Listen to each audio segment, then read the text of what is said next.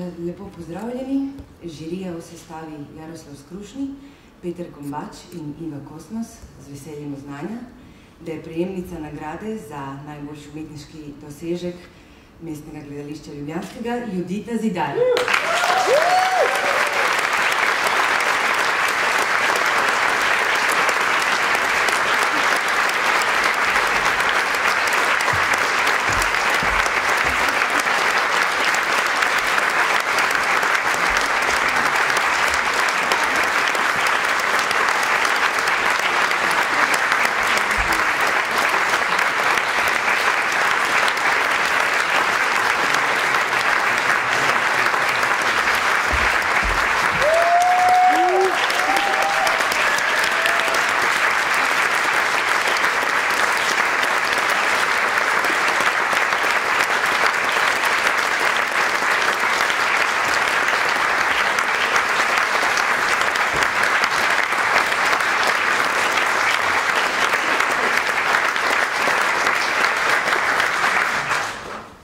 Nagrado smo podelili za vlogo Mil Lavarello v predstavi Dlje od najdlje v režiji Tijane Zinajić.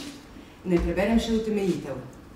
Junakinja Mil Lavarello je gibalna sila drame v izolirani in nekoliko ekscentrični skupnosti na oddaljenem otoku, katere življenje se obrne na glavo, ko jih britanski poslovnež zvabi na delo v Veliki Britaniji.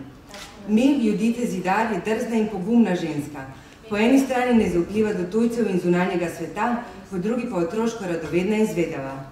Drža in dikcije Judite Zidar poudarjata šarmantno netaktnost in zaletavost junakinje, ki sta posledici njene srčne iskrenosti in prekipevajočega navdušenja nad svetom, ki jo obkroža.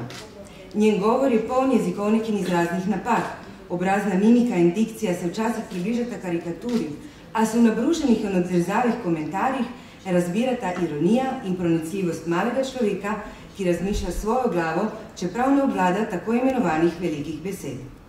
Odhod z otoka je ključna točka Miline samokonstrukcije. Junakinja tedaj postane stebr razuma, tolažbe in upanja, saj nase prevzame breme vodenja in odločanja v imenu skupnosti. Igralkin govor in nastop sta takrat bolj obvladana in brez prejšnje prešeljne poskočnosti, a jo okarakterizirajo energičnost, odločnost in optimizem.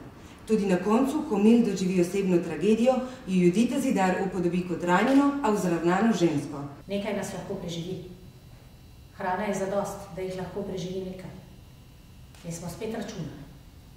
In smo prišli do tega, da je hrane toliko, da jih večji del lahko preživi, če jih manjši del. 17. Mil Lavarello v interpretaciji Judite Zidar je rahločuten poklon človeškemu pogumu, etičnosti in neupogljivosti, zato ji iskreno čestitamo.